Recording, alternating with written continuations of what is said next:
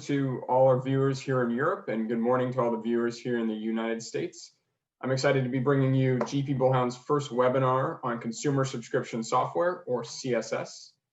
As a quick note, this webinar is being recorded for anyone who was not able to attend, and we have an hour planned where we will walk through some prepared questions. And if we have time, hopefully open it up for audience Q&A, which you can submit through the Zoom chat. So to kick it off, my name is Eric Crowley, and I'm a director here in GP Bullhound's San Francisco office. As many of you know, GPB is a global investment bank focused exclusively on the technology ecosystem and the entrepreneurs that are running that ecosystem, and I'm personally very passionate about CSS. And so I personally believe that the CSS ecosystem is where SaaS was when Salesforce reached about 100 million in revenue. More and more smart people were beginning to lean into the business model and building some truly amazing businesses.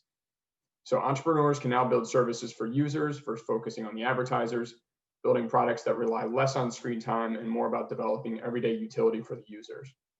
So the tools and building blocks now exist for entrepreneurs to rapidly scale the back end of CSS businesses, including payments, subscriptions, and user tracking, marketing, and the social aspects of the business.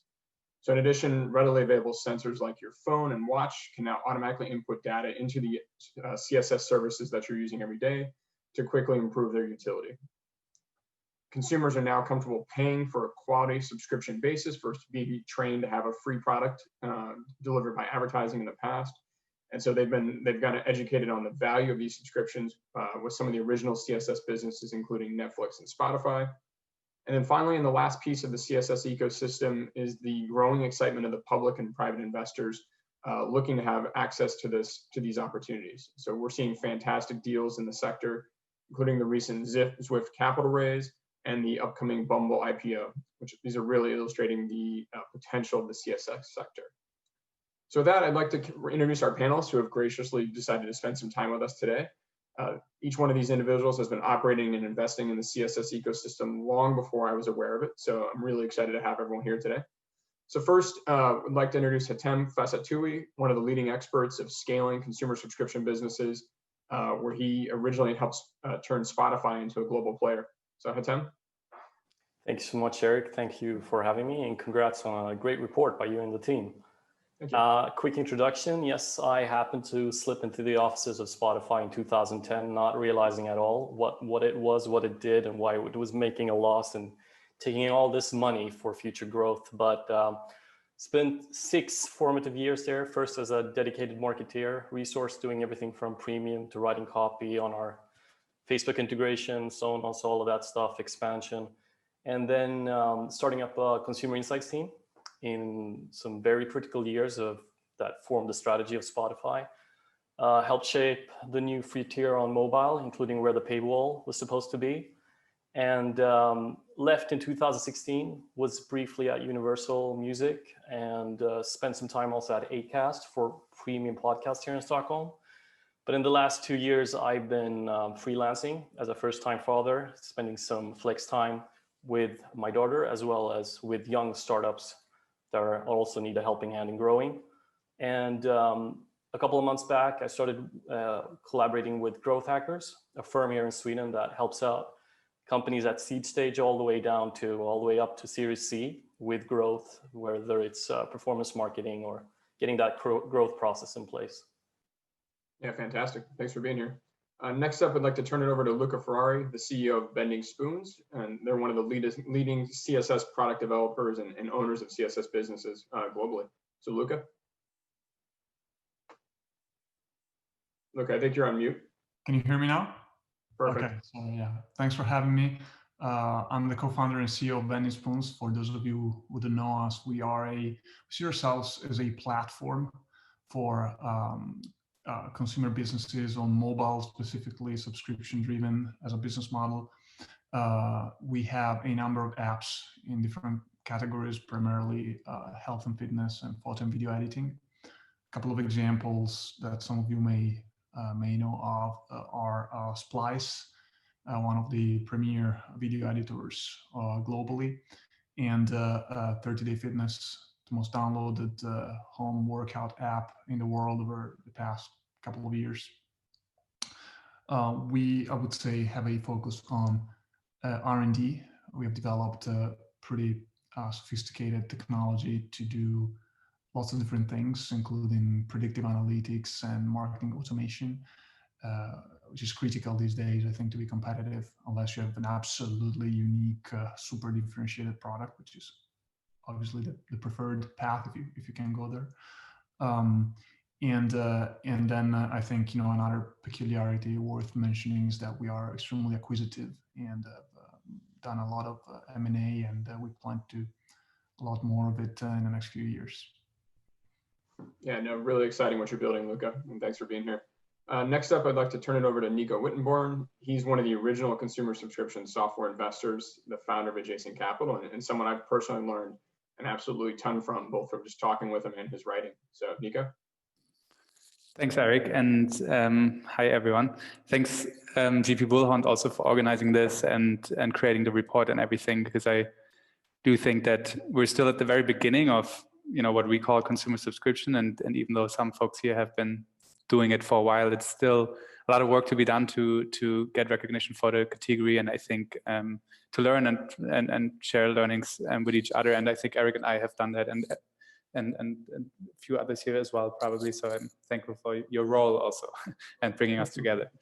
As Eric said, I started Adjacent around a year ago, and Adjacent is, I think, the first fund that is really focused on these mobile or consumer subscription companies. I have previously worked with a fund in Berlin called Point 9 Capital and a firm in New York called Insight Partners, where I led both SaaS and these consumer subscription investments, including Calm and Revolut, Blinkist, where I was happy to work with Niklas for a few years, and now with Adjacent, a couple of next generation companies. As I said, still think that we're early, and we're about to really see the magnitude of what these companies can become in the future. And so I'm happy to share some learnings on that and look forward to the discussion. Great, thanks for being here, Nico. Last and certainly not least, Niklas Jansen, the founder of Blinkist, one of my absolute favorite apps and a powerhouse CSS business. Yeah, thank you for that nice introduction, and so very happy to be here. Maybe just real quick my story. So yeah, we founded Blinkist, or I co-founded Blinkist roughly 8 years ago, and the reason we founded Blinkist was really just a problem we had ourselves. So we all worked, like we had started a company as students, but after university started working full-time jobs. I worked in consulting, and just like working full-time job, we were not able to read books anymore. I think a problem like many people can relate to. And we thought back then, kind of young and naive as we were, like, man, this sucks. If we could just find a solution for this, we have the problem, so everyone else must have this problem too. This could become a big business. So we just like left everything behind, quit jobs, moved to Berlin, and started Blinkist 8 years ago. And what's really interesting when I think back is the first version of the Blinkist app already had subscriptions integrated. So when we started doing our app, we always had a thesis from day one that we have to prove that we can monetize our content, because somehow we never believed that we can monetize this through ads. And so the first version of Blinkist launched in 2013, already a subscription. And I still like remember the numbers really clearly, because after the first day we sold 5 subscriptions, and after 11 months we had sold 100 subscriptions. And so that was like really, really early on. And I remember many years of fundraising, and it was before we met Nico, obviously. Investors really asking us if that is really what we want to do. Like, no one really believed in subscriptions as a business model, especially not for consumers. And I still remember pitch meetings with like really high-profile investors telling us, saying, "Hey, stop doing subscriptions, go to do micropayments." So long story short, we built Blinkist. We raised $35 million in venture capital, including from Insight Ventures, that when Nico led that round back then. Have 60 million users worldwide, really engaged user base. And I think we're now in this really interesting point in time where we see consumer subscription adoption growing. People are really willing to pay for content. And for us, it's not a question, okay, what's next? How can we leverage that trend, and how can we build Blinkist further and increase more value, or increase the value for our customers and really benefit from the trends we see? Yeah, no, I think really excited what you guys have built, and it's great as more and more users get to use your platform. So it's such a great learning tool. Great. Well, so a lot of expertise here. So I want to dive right into questions. And just a reminder, users or viewers can submit Q&A through the Zoom link, and then we'll hopefully get to some user questions towards the end. So, but first off, since you guys are operating and investing in the CSS space every day, I'd like each one of you to give maybe one or two trends or hot areas in CSS that you're following, either a news story or something happening around how people are building their apps. So, Hatem, I'd love you to kick off on just one of the trends you're really following in the space. Well, I think the trend that I want to keep track on is the development of all the different tools and analytical tools or CRM tools, keeping track of revenue, tools that helps subscription businesses grow their business. And I think looking back at where we were 10 years ago at Spotify, when we have our LTV CAC tracker and an Excel sheet and having to draw out retention curves from this massive database that was only made to report on music to the labels, things have come so far, but it's difficult to keep an eye on all the different new tools that are at your disposal. And even from an investing point of view, you want to keep a balance of investing in interesting subscription businesses as well as the shovels that are help building that industry. But I put some notes down as well as what I've been seeing is, there is a space now that wasn't there for niche services. So you don't have to build a fitness app if you can delve down into a specific type of yoga, Qigong, etc. And because we live in the times that we do, and you being able to keep track of your CAC LTV, as long as you can reach that global TAM, whether it's super small, as long as you can build that moat from a brand point of view, and as you wrote in the report, Eric, you can get that monopoly, how small it may be. So I see the case for companies that might even have 1 million, 2 million different types of 2 million subscribers in their user base, then even with maybe a higher profit margin than a bunch of others that are running at $10 a month as well. Yeah, no, I completely agree with that. Seeing some really great businesses being built there and investors really leaning in, which we'll definitely talk about. Luca, how about yourself? Any unique trends you're following in the CSS space, just broadly? Well, I don't know if it's exactly what you're asking. I would say that there are micro trends we've been seeing, having been operating in this industry for quite a while. I actually started with my first startup. I founded it in 2010, and it was a mobile app too. And I started Benny Spoons in 2013. So you could say that I've been on the App Store for almost as long as the App Store has existed. The first trend we've seen, which is very clear, is the dramatic increase of the quality of apps. What was dominant, with a few exceptions, like the Facebooks of the world, but for the average app, what was doing well 5 or 6 years ago would look like crap today. So it's incredible how much the industry has evolved in terms of competencies and ability to deliver great user experience, awesome design, and richness of features. The second thing I've seen is the fact that more and more apps that do well offer lots of great content. Niklas before mentioned their own experience with Blinkist. It's difficult to differentiate yourself with a basic utility product that used to work 5 or 6 years ago, but these days content is king. And the third example of that, or third, let's say, trend I've seen is the more and more apps, and this is the one that's, I think, come the latest, more and more apps somehow integrating with the analog world, with real life, and offering something that's based off or synergistic to your real life. For example, I mentioned before our fitness app, 30-Day Fitness, an interesting new product in fitness. I don't know if it's doing particularly well or not, but it's called Future Fit, and they give you a personal trainer. So there's that part of real life operations, which creates let's say, a differentiating point. So, and the overall impact, I think, of these trends is that building a successful app has become increasingly more expensive. What's helped is that, as Hatem was saying, tools have become better. So that makes it a little bit easier. But overall, I think the cost has increased dramatically, maybe an order of magnitude. Yeah, no, I think the higher quality is definitely apparent to me, but that obviously comes with costs. And so we'll definitely talk about investors focused on gross margins and repeatable content. So Nico, how about yourself? Any interesting trends you're keeping an eye on? Yes, many. I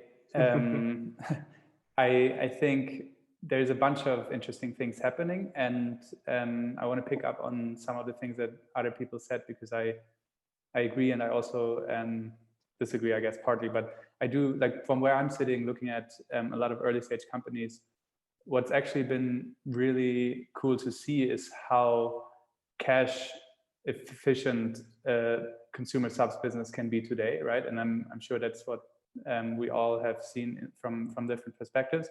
But actually, you know, coming from SaaS investing, which already, you know, is a pure software business model and has, you know, typically not needed that much money to scale, we have here a business model that needs even less cash. And so while I think that some aspects are getting more expensive, to Luca's point, I think marketing, right? That everybody's spending in the same channels, and there's so much competition now that just getting, you know, to a place of attention is more expensive than before.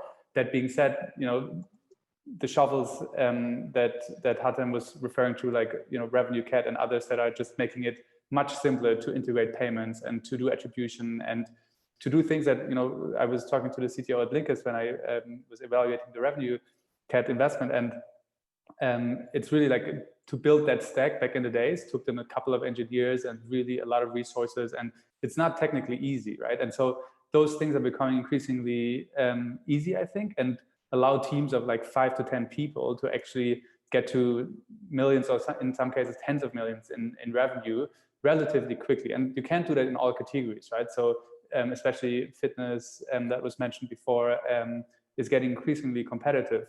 But that being said, I think in those categories where you are able to position yourself as a leader, which is getting increasingly hard, but it is still possible, when it's kind of, you know, new emerging, maybe niches or future mainstream products, it is easier than ever to get to, you know, cash efficient growth. And that's something for me is really interesting. And I think that is another trend that I want to get to, is that will lead to, yes, some of those companies becoming another Calm also on that, or Blinkist, that just, you know, scales to significant revenues and can actually be an IPO viable business.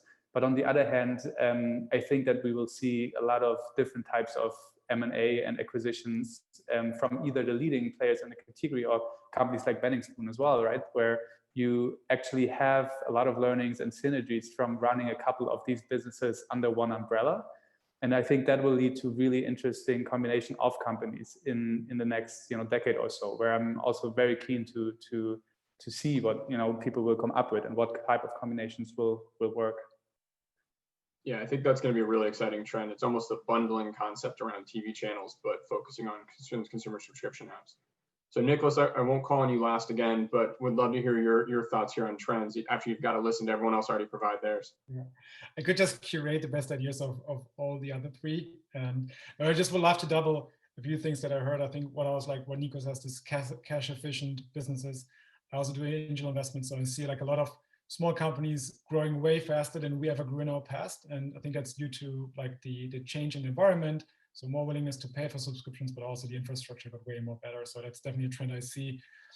Another thing that what Luca said, what I also find very interesting is this merge of online and offline. So you see more and more subscription business that really try to blend these two worlds together. And Future Fit is an example, but also Aura Ring, 8 Sleep. There are a lot of services that kind of try to, you have a digital subscription, but it's then attached to a physical product. And I think that's still a very emerging space. And we're going to see more of these things where it becomes just very second nature to pay a subscription for these type of services. Maybe to be a little bit more creative here at a third trend, like a new trend that hasn't been spoken of before, is one thing I see is this kind of like that a lot of consumer subscription businesses also start becoming more prosumer or even enterprise businesses. I think it makes a lot of sense because you build a product that solves a problem for people. And many of these services then can also be used within your, like within a small business or within a corporation. And I do think that's going to be a big wave we're going to see in the future, where like a product that started as a single player consumer subscription business is either being used for small businesses or really start selling to enterprises and sells like bike licenses to companies. And I think that's one of the beauties of this market, is that there's so much optionality in what we do, and you can go in so many different ways. And monetization is more like a tactic sometimes, and you can find different ways to monetize if you have a great product that's really focused on solving a customer problem. Yeah, I completely agree with that prosumer category being one of the most exciting, I'll call it a niche within CSS, but it's really going to solve people's everyday problems. All right, so great start. So let's just jump into some more specific questions. So I'll let anyone who wants to answer, just kind of chime in, but something that already popped up in the QA from users is there growing subscription fatigue? Investors are asking this question, how many subscriptions will an individual have, in the next 2 years and in the next 5 years? So any thoughts from the panel? I could just jump in with a quick response. I think it's way too early to be talking about subscription fatigue, unless it's in that sort of entertainment bucket that's very clear to you, your YouTube, Netflix, stacked on HBO and Spotify, blah, blah, blah. But I think, as Nico said before, in my view, we're just at the beginning of some sort of golden age for true subscriptions, where business owners and entrepreneurs can focus on a great product that they feel is missing in the world, and that can reach its audience now in a much more efficient manner. So we'll see a mass amount of new brands and services that tend to consumers that weren't really being tended to before. So I think it's a bit too early to talk about it, although I know in the investing communities, you said, how many subscriptions can you have? As long as they bring value, and as long as there's a small market globally for a new brand, I don't see that fatigue coming anytime soon. Interesting. Yeah. Any other thoughts? I think also it's not like subscriptions are like something where you can only have like so many. It's not like a car where you can have one car or two cars, but it's really about like which problem are you solving, and what is the business model behind it. And I agree, Hatem, that like maybe in the entertainment space, the problem of entertainment is solved by many players, and there's just like a certain willingness to pay, but there's still so much more room for other services that people are either not using yet, or problems that not have been solved to grow that pie of subscription revenue. And for me, it's not like, okay, everyone's just going to have 5 subscriptions max, and then they're not going to do any more subscriptions. It's much more like, okay, are you creating a tool or a product that helps me to have a better life or to be more successful in my career? If yes, I'm willing to pay for it. Because I think one thing we have seen is that the willingness to pay for a subscription, or to go for a subscription, that has increased a lot. And I think now it's just about like the quality of the services and the positioning and the uniqueness of these services to grow that pie. And I don't think we have reached fatigue at all. If I may chip in, I agree with what's been said. I would add that our experience looking at a variety of products is that pretty much every time, given a certain quality of the offering you have, you'll be able to achieve higher LTV while using subscriptions than while using, let's say, individual purchases or alternative methods. This is probably true 80 or 90% of the time, not necessarily every time. Now, because businesses that will use subscriptions will have better LTV, they'll have more money to reinvest in product development, and they'll be able to acquire more customers through paid channels. Over time, the best products and they'll get more investment and so on and so forth. Over time, the best products will be monetized through subscriptions, whether we like it or not. Therefore, if you are a potential customer and you want to have the best product, you're going to have, at least to get the premium version of it, you'll have to pay for a subscription. Now, as Niklas was just correctly saying, it's just a different way of paying for something you might have needed anyway. So I think the real question is, how fast do we imagine that people's spending budgets will transition from more one-off purchases, of which we all make lots of irrational ones. So I think there's plenty of spending that could be redirected towards a more, if you will, a more predictable and manageable expenditure where you know exactly how much is going out every month. So I think it's still early days. I imagine that it's going to be a lot more in the future. And I agree with the other guys, it's not about how many. It's probably more reasonable to talk about how much money can you divert from the other spending in your life. But yeah, subscriptions are here to stay, and they're just in their infancy, I think. If anything, one last note, I think what we're going to see is more consolidation, so that if you if you want a certain type of product or service, the market leader will become so much better than everybody else that ultimately mostly people will buy that product because maybe it costs the same or even less and it's much better. But in general, I think spending will increase a lot. Yep. Yeah, I completely agree.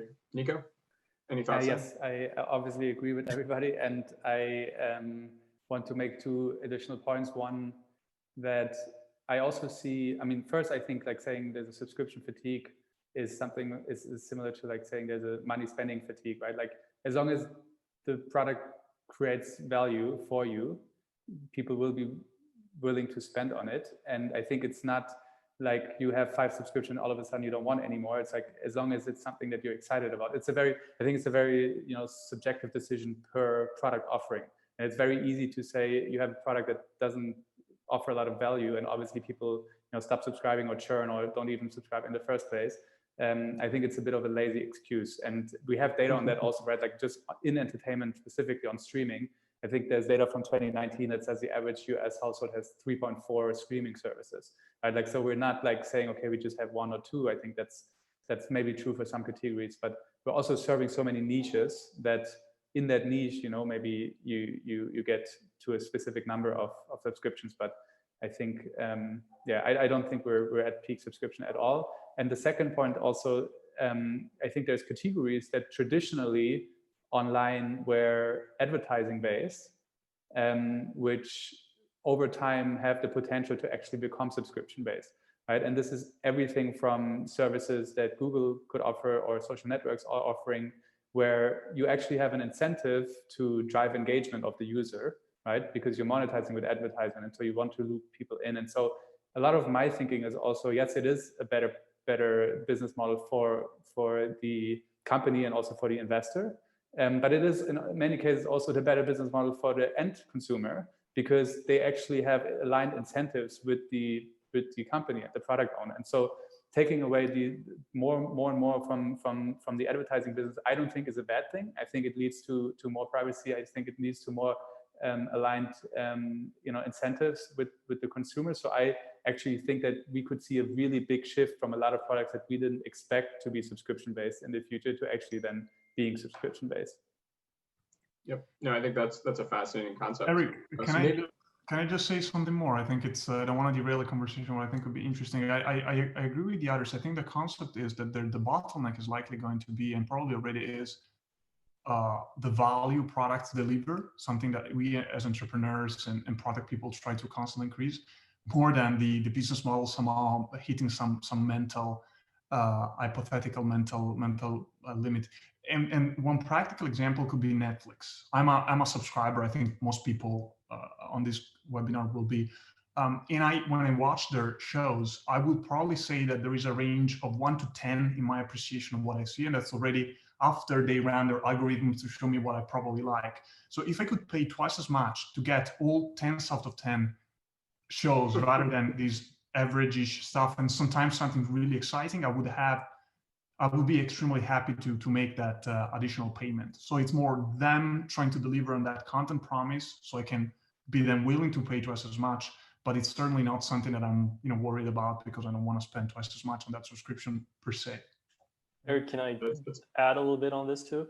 So again, I think it's quite easily for the regular investment community or awareness overall to be thinking about entertainment streaming services. And while they do compete with your sort of 5 hours a day to look at entertainment, I think it's much more analogous to everything else where you have value for money, that nobody's complaining about their subscription to the electricity company or your phone bill or whatever. And I think there's room for even more services or products in your daily life, in your monthly life, that adds value.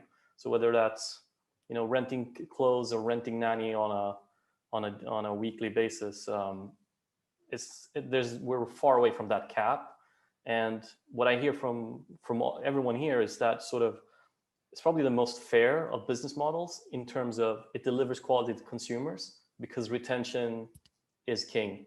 Because if you don't have the retention in place, you can't be as aggressive with your acquisition and your LTV goes down.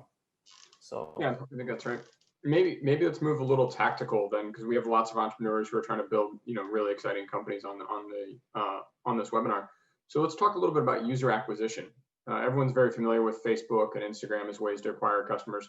What are some of the more exciting CSS businesses doing these days to acquire customers, on a global scale or at a national or local scale? So we've seen some cool stuff like TV, radio.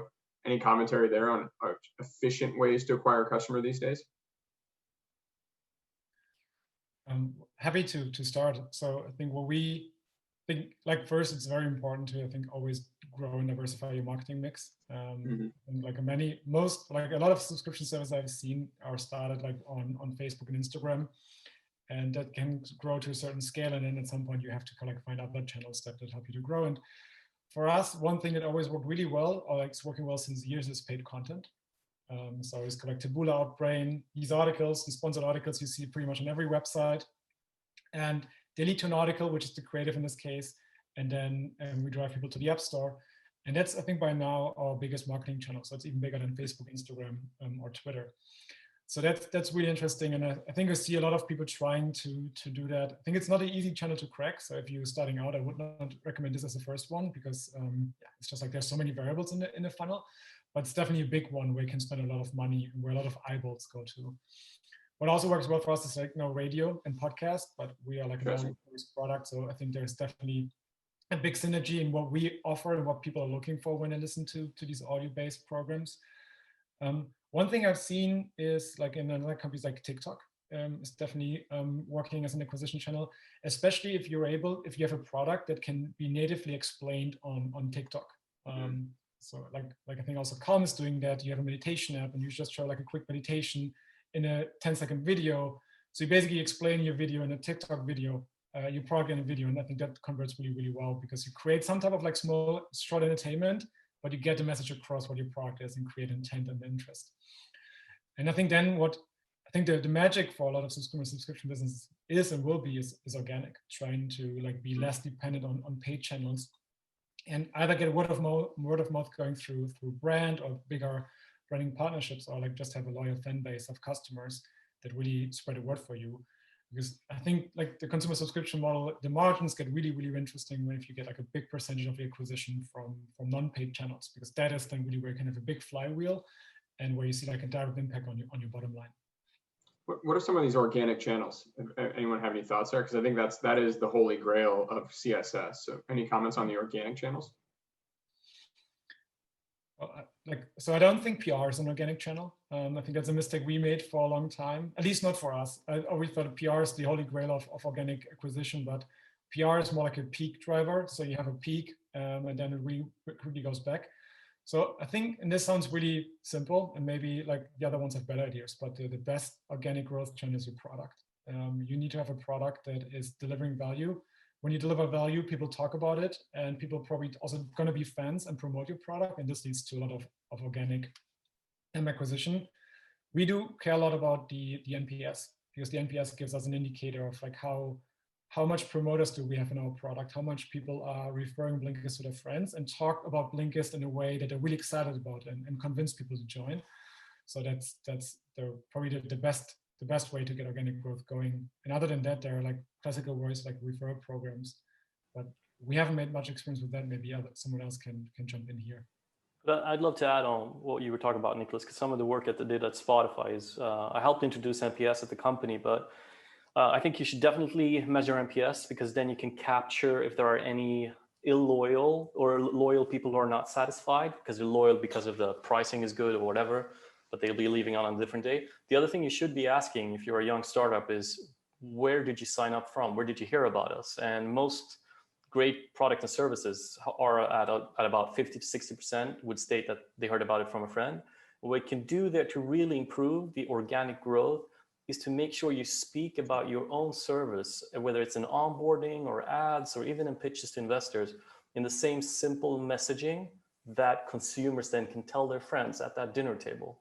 And on top of that, I just want to add that working at Spotify, we saw that PR had that value. It's more like a lottery. You don't know when it hits, but it's a great thing to have in the marketing mix, because once it hits, it gets disproportionate positive results. And then thinking about networks overall, whether it's college campuses, like we did a lot with Spotify, or telcos that can bring you to a different customer base. That was very Spotify specific, but other big partners that are more excited about your brand, but can offer you marketing muscle just by being featured in their daily emails, etc. But I also often think about Slack and the genius about 1, 2, 3, 4 people signing up out of 10. Then suddenly everyone else wants to sign up. So you get that disproportionate effect. It's the exact same thing you would see in family subscriptions, whether it's music or Netflix. You get 5 customers at a time. Yeah, that group think, like all trails, if you're going hiking, for example, and your friend is using the app, there's a real good chance you'll download that app and use it as well. Same characteristics for Strava. There's just some great points. So maybe staying super tactical, and this is kind of a question for Niklas and Hatem. One of the big issues for consumer subscription businesses is a lot offer freemium models, and then they effectively have to convince users to come over the paywall, if you will, so actually pay for the product. What are some really good tactics and techniques to encourage consumers to make that switch? Should I start? So I'm going to repeat myself, or like at a danger to repeat myself, but I think it always comes down to have a great product. And I think also these days it comes down to have a very unique selling point. So there's so many services and everyone is competing for attention and also for money. So you want, within the first 15 seconds, get across why your product is great and why it's unique and how you really fit into people, like your customers' life, and how you're going to make their life better. Yep. So for us, we focus a lot on the onboarding, and I think except of Spotify, I think like most services these days, they try to go for conversion really quickly, probably within the first session. Even Netflix is not giving you anything for free anymore. They ask you just to subscribe right away. And so I think that is what I've seen with a lot of consumer subscription services. They try to really create intent or harvest intent within the first 20 seconds, and then get you to start a trial, like either like 7 or 30-day trial. And this first experience is so important to get your message across. And I think this is where we have seen also the biggest levers to create people, or to get people to sign up for the subscription, is by really thinking through what is the message we tell, what are the steps the user go through, and how do we make sure that all the steps together create a story and a narrative that people can understand, relate to, and get excited about. And then I think a second point, and I think then I'm going to shut up, but is then also this kind of like lifecycle messaging. Kind of like once people came in and they didn't subscribe right away, then just like constantly kind of like get in touch with them by email or push notification to to get them back to the product, and then present them with a payment option. Yeah, Hatem, maybe your experience from Spotify, especially versus the Pandora. I mean, I've been with projects where I was a premium business owner, and where I paused or killed the product just because I didn't see retention was high enough. And retention is just another term for quality or value in the eyes of the user. So I wouldn't go too aggressive with trying to convert people unless you're definitely sure that there is value. You can see that from those who have converted. How do they act once they have converted? So high engagement, high NPS, well, then it's just a matter of how do you reach out to the rest of the free users. At Spotify, I would say we experimented a lot. If you're starting out a company with a pitch deck today, I would do some research actually, just as a sort of a baseline. But overall, if it's a service where you want them to pay your $10.99 or whatever you can do to get the credit card in place and charge 1 cent in a free trial, if that's a free trial that lasts 30 days to even 180 days, it doesn't matter, because you're basically showcasing the value of your product. So that's the actual event that you want to happen, is the users getting a chance to really understand what that product is about. I mean, most of us, I'm probably talking about myself, but when I see other people's cell phones or smartphones, I see 180 apps and they've opened up half of them and they didn't really understand what it was. I've done that mistake so many times. But what Niklas was talking about is the exact same. The value usually comes in a sort of an aha moment. First time you rode an Uber without paying, the first time you understood what Airbnb was, Spotify. It doesn't have to be these multi-billion-dollar brands. It could be just like, wow, meditation for people working in hospitals today, whatever. So I think flexible on tactics, make sure you have the high retention and that there's actual high level of potential conversion level, meaning there's a value in the product. We tested tons of different things. I can just give you a little glimpse into how we shaped the free tier at Spotify on mobile when we noticed everyone was going mobile first, mobile only. We had a desktop client where you could listen for free. Mobile was premium, but then all of the traffic was coming in on mobile. So that was a huge strategic project. What I contributed was me and my team, we did some advanced surveys and conjoints. We basically understood the value of being able to listen offline, getting rid of ads, blah, blah, blah. And so I think don't have a rigid mindset as to what consumers are valuing, trying to find out by switching around where that paywall hits. And just as a teaser, I mean, we were looking at things like, you know, if you only listen on Wi-Fi on your phone, it's free, but everything else is premium. Or you listen on weekends, but on weekdays you have to pay premium. So you have to have that flexibility in mind, because most companies will stumble upon what people truly value. And let's say Tinder, it might be being able to swipe back to the person you just happened to swipe left on. Yeah, that's some great A/B testing. Maybe then a question for the entrepreneur. Oh, sorry, Nicholas, did you go? You want to add something? Like one tactic, there's like an experiment we recently ran, and I think it's really insightful. One big friction point in this whole journey is that people are still anxious to subscribe to subscription or start a trial because they're afraid of just getting screwed, forgetting to stop the trial, and then get charged for a product they don't want to use. What we recently introduced is a very transparent policy on our subscription screen saying, here's what's going to happen. First day you can like start your trial, and after 7 days you get charged. And we give people the option to opt in for push notification, to be reminded by us after 6 days that today is the last day where they can cancel their trial. So if they don't want to get charged, they get a push notification from us. And I think like maybe for the growth hacking community, it's counterintuitive because you don't want to tell people to stop the trial. But I think it's the right thing to do from a moral point of view. But also it increased conversion rates for us, because I think this transparency and just trust building, people are going to pay it back by saying, yeah, I'm more willing to start a trial here. And then I think to your point, Hatem, if you then deliver the value you promised, then you should not be afraid of doing it anyways. So I think I was really excited to see that it works better for us. And I think it's a very concrete tactic everyone can try out to reduce the anxiety of starting a trial in their product. I think that's a great point. Let me add a comment on Hatem's example of let's say paywall placement, and I think in our experience, especially if you have a great product, you certainly want to have as many people as possible use it, because that will also increase your word of mouth and then organic growth.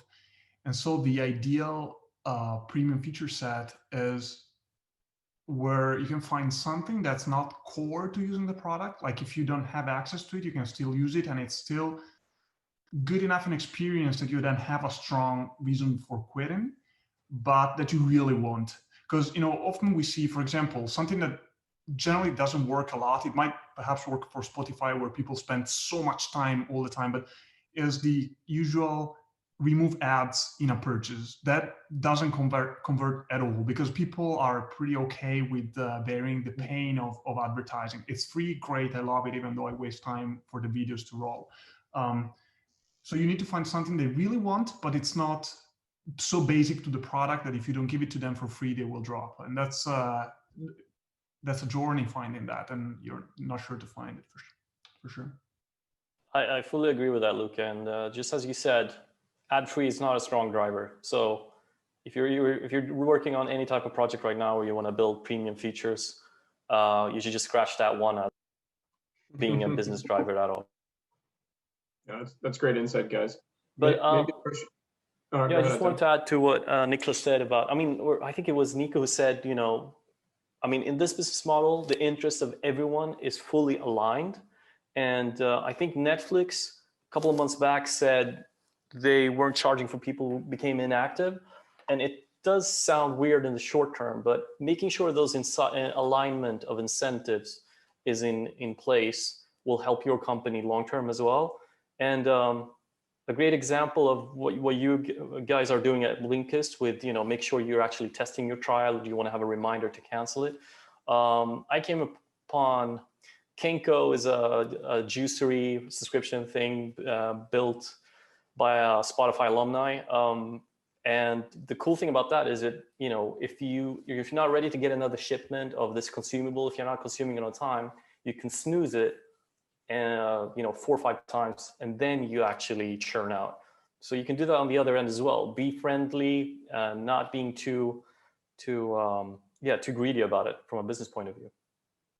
Yeah, I want to add 2 things to that, because I think it's super important, and also, I guess, somewhat technical, but the point of like what Niklas described as the push notification before the trial ends, Netflix not charging when inactive, like why that is, and kind of value being aligned between the company and the user. I think what's so cool about these subscription businesses is that you actually build a long-term relationship with your users, right?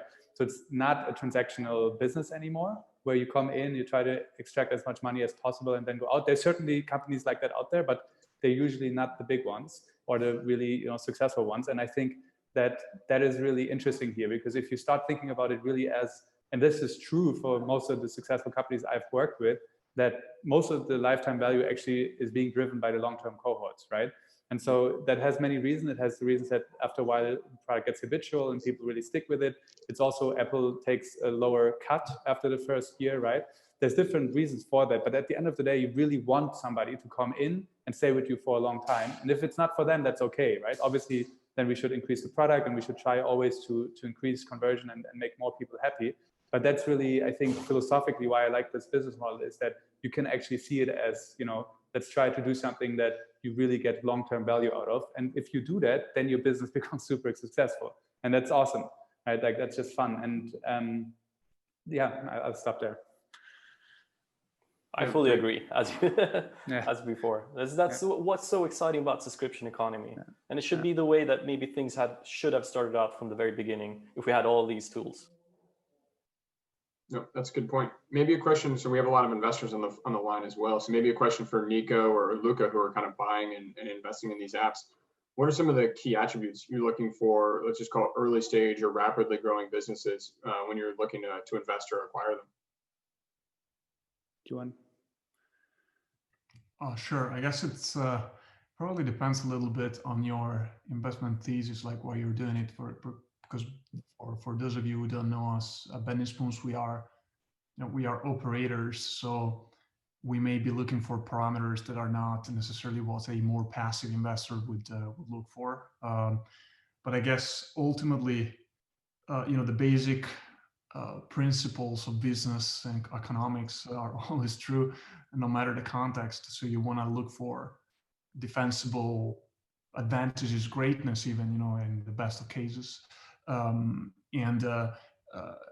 then I guess if you are not planning on operating a business, part of that will be having a kick-ass team of founders, employees, whatever. I don't think the role is necessarily that critical. A reason being, and probably anybody on this webinar who's been building something from scratch will agree. You're never arrived. You're never done. At least, well, maybe Facebook is to some extent, but certainly nobody here. And it's the challenges come your way all the time. So you want to have a group of people who can reinvent themselves and the business and the product to overcome these challenges. So that'll probably be the most important thing. When it comes to the apps themselves, I think retention is certainly a critical parameter. However, people sometimes don't know how to look at that. One typical mistake that I see being made is looking at, let's say, week 1 or month 1 retention, and that's it. That's actually quite irrelevant in the grand scheme of things. What you look for is a flat curve. It's much better to have a lower bottom, but it lasts for a long time. And that's unfortunately that's harder and it takes longer to measure, but that's what matters the most. And the second thing that I see some people make a mistake with is that they care too much about frequency. If you can have a product that's used very frequently, like Snapchat, that's better. That's very good. But you can have massively valuable products that are not used all that frequently. You need to measure retention on the right time frame, engagement against the right benchmarks. And we have Splice is a video editor. People don't use video editors 3 times a day. because it takes like an hour to build a video. So a very active user will maybe build 1 or 2 videos a week, and that will be your superpower user. And then you'll have users still very active doing only 1 video per month. So just make sure you benchmark against the right parameters. Not all apps are like Instagram or should be like Instagram. Lots of head nods here. Any additional thoughts? Yeah, I just like, it's interesting because we sit at different spots, right? Like Luca said, he's an operator and he's building and buying to scale, whereas I'm lazy and passive and I just invest and I hope that the companies do all the work. But I look for really big outcomes, right? And that's maybe the differences, right? I think the bar that I have for the companies that I work with is that we can be really massive businesses, and usually that is, you know, a few $100 million in revenue per year for me personally, might be higher for other investors. It's funny, or not funny, but probably telling for you know, us having spent time in the segment, but the criteria that I use for evaluating the early stage companies is exactly what Luca said. It is the retention, and I call it small n high E. So I don't care about growth very much at the beginning, right? There's some measures that or indicators that we use, but really you want to see a small cohort of users just being engaged, and then that engaged is very relative, right? Like it doesn't have to be every day because it's not a social network, right? We're not a gaming company. And that's, I saw that, I see VC investors doing that same mistake, which is they take benchmarks from, you know, Supercell or whatever company they invested in, and then apply that on a consumer subscription product. And obviously you're not using, you know, a product like that as much as you would play a game. And so I think that like getting the contextual benchmarks for, you know, what should that usage look like for this category, and then looking at, as Luca said, the long-term cohorts that end up stacking, right? And as I said previously, I was also doing a lot of SaaS investments in my first 5 years as an investor, and I ended up learning that, you know, here with consumer subscription, what's so beautiful about it is that after the first year or the second or the third, obviously the earlier the better, but at one point you start seeing revenue that looks like enterprise SaaS revenue, where it's super sticky, right? And that's really when you know you can build a big business, because those cohorts you end up stacking and they become the actual recurring revenue that stays for a long time and makes very, you know, very profitable and allows you to reach a certain scale. So I would say like the techniques that I use are very similar to what Luca uses. I just then pay attention that the category in itself is not that competitive yet, because I think that there is a real benefit of being number 1 or 2 in the category. So a lot of the investments that I'm doing actually look really weird to people until either they fail or they become a mainstream product, right? Calm was like that. It wasn't as obvious when we invested. And that the same is true for others. And Blinkist certainly also was really, really polarizing in the beginning, right? And I think that's something that's for me is important as an investor for these, you know, targeting very big outcomes is I don't really want to go into a very crowded market because of the acquisition challenges. And even if you have a 10, 50% better product, it's really hard to compete with all the well-funded competitors in a really big, you know, Red Sea. So I'm trying to also find categories that could become mainstream categories in 5 to 10 years from now and support those founders from the very beginning. No, I think that's some great commentary, guys. And so fantastic discussion. I know we're running up towards the end of the hour we had planned. So maybe, and we're definitely not going to get all the user submitted questions. So there's some fantastic stuff in there around Apple and metrics people should be aiming for. But one of the questions that's pretty common is, you know, what's kind of next? We've all seen Netflix and Spotify and entertainment. What are some of the really interesting businesses that are up and coming, or more importantly, white spaces where you think a really big business will be built, like a Calm or a Bumble that no one has thought about yet? So maybe we'll just go final thoughts from each one of you, starting with Niklas. Well, I don't think too much about like what is the white space in the industry, because I'm very focused on building Blinkist. So I do see there's still like a lot of room for content-driven companies to grow. The topic of learning is there. The demand for learning is growing. So I do think there's definitely a lot of space to build meaningful, big revenue businesses in the learning space and monetize them through subscription. So even though it feels like learning is not a trend because it has been around forever, I do think there's still like plenty of opportunity ahead of us. Yep, perfect. Nico, maybe your thoughts? Yeah, I'll just use this to plug one of my portfolio companies. Please do. Yeah, but I do think like one of the things that I'm currently excited about, and it is still early, and I believe could be a mainstream category in a few years, is more, more aggressive or more sophisticated screen time management. So actually like helping you to create a healthier relationship to your device. And so I invested in a company that's launching next month, which is actually helping you to, create schedules, really create times that you are offline and disconnected from social media and other apps. And there is some lightweight features of that within the iOS ecosystem, but we can go much deeper than that. We can do cross-device, and we can do things that Apple is not incentivized to do. And I think that is something that people are starting to realize that it's not the best example, but like we doctors used to give out cigarettes, right? And I think we're the first generation that grows up with their phones all the time, and it's something that is definitely changing our relationship to the real world and to the digital world. And I think we're still learning how to actually use especially the mobile phone in social circumstances. And so I think that there's a big opportunity there to create a thought leader that actually helps people to do that in a good way. And I hope that Opal is the one that leads the charge there. Perfect. Maybe Luca, your white space or the next billion-dollar company? Maybe bending spoons. Maybe an easy answer. Well, nobody ever seems to know in advance with a lot of certainty. So I've started to doubt, predictions a little bit. I guess what I think is that it's likely to come from a niche you wouldn't expect. I've seen a lot of huge companies that initially people thought, oh, this must be so small. And then you see the financials 5 years later and you're like, really?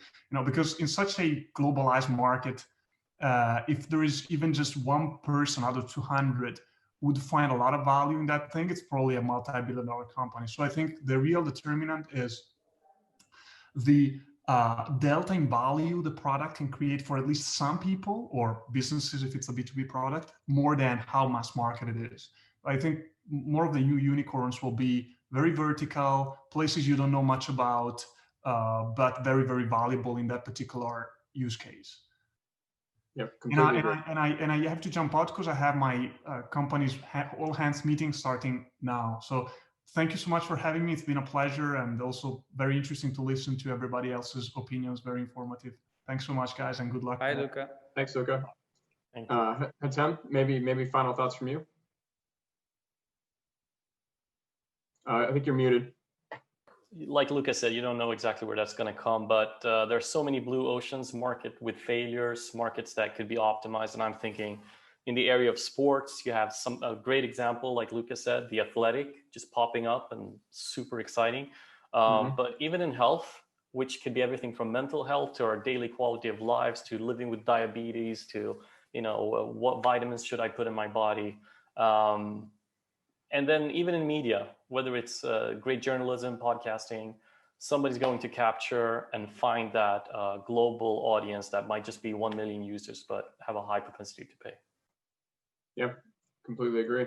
All right, well, I think we're at the end of our time, so I just want to thank all our panelists. I think this is absolutely fantastic. I think Niklas, I know there's lots of questions in the chat we definitely did not get to, so we'll definitely have to do another one of these. Feel free to reach out to me at eric.crowley@gpbullhound.com.